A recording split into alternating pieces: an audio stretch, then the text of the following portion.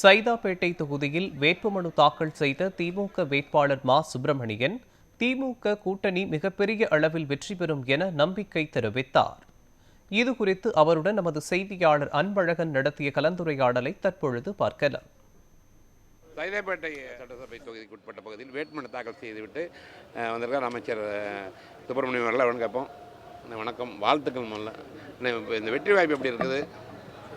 மாண்புமிகு தமிழ்நாட்டின் முதலமைச்சர் அவர்கள் கடந்த 5 ஆண்டுகளில் அளப்பரிய சாதனைகளை தமிழகத்தில் செய்து இந்தியா மட்டுமல்ல உலகின் பல்வேறு நாடுகளும் கூட முதல்வர் அவர்களின் சாதனைகளை பின்தொடர்கிற வகையிலான சாதனைகளாக அமைந்திருக்கிறது. எனவே தமிழ்நாட்டு மக்கள் ஒட்டுமொத்தமாகவே கடந்த 5 ஆண்டு திராவிட முன்னேற்ற கழக அரசின் சாதனைகளை வெகுவாக பாராட்டுகிற வகையில் அமைந்திருக்கிறது. நிச்சயம் மதசார்பற்ற முற்போக்கு கூட்டணியின் வெற்றி வேட்பாளர்கள் 234 பேரும் வெற்றி பெறுவதற்குரிய வாய்ப்பு என்பது பிரகாசமாக இருந்து கொண்டிருக்கிறது. இது ஏதோ மிகைப்படுத்தி சொல்லுகின்ற ஒன்றல்ல. 13 இடங்களில் மட்டுமே 8 இடங்களில் அதிமுகவும் 2 இடங்களில் தேமுதிகவும் 3 இடங்களிலும் பாமகவும் கூடுதல் வாக்குகளை பெற்றது. 2 இடங்களில் கூடுதல் வாக்குகளை பெற்ற தேமுக தற்போது திமுக கூட்டணியில் இருக்கிறது. அந்த வகையில் எடுத்துக்கொண்டால் 223 இடங்களில் கடந்த தேர்தலின் போது கூடுதல் வாக்குகளை திமுக பெற்றிருக்கிறது.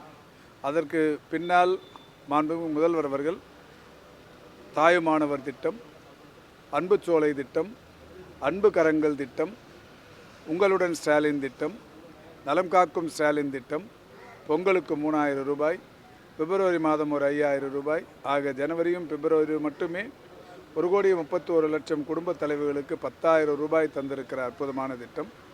இவைகளெல்லாம் நடைபெற்று முடிந்திருக்கிறது.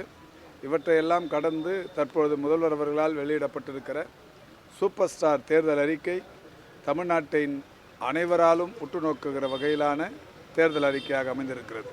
மாதந்தோறும் 1000 ரூபாய் தரப்பட்டு வந்த உரிமை தொகை திட்டம் இனிமேல் 2000 ரூபாயாக உயர்த்தி வழங்கப்படும் என்று அறிவிக்கப்பட்டிருக்கிறது.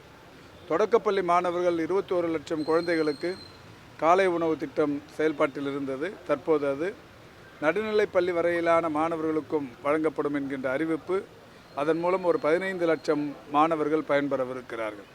35 லட்சம் மாணவர்களுக்கு மடிக்கணினிகள் வழங்கப்படவிருக்கிறது.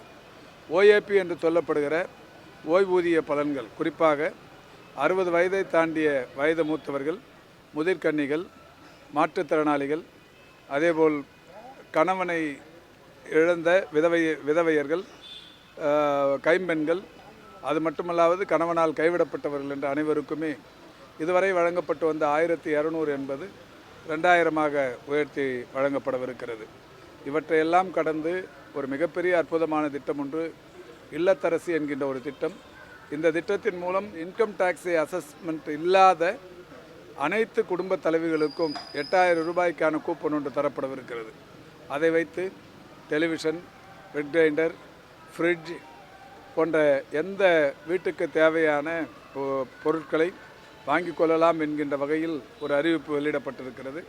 இப்படிப்பட்ட அற்புதமான அறிவிப்புகள், 500க்கும் மேற்பட்ட அதிசிறந்த அறிவிப்புகள் இன்றைக்கு மக்களை மிகப்பெரிய அளவில் திமுகவின் தேர்தல் அறிக்கை வரவேற்பு பெற்றிருக்கிறது. அதனால்தான் மாண்புமிகு முதல்வர் அவர்கள் இதை சூப்பர் ஸ்டார் தேர்தல் அறிக்கை என்றே சொல்லியிருக்கிறார்கள்.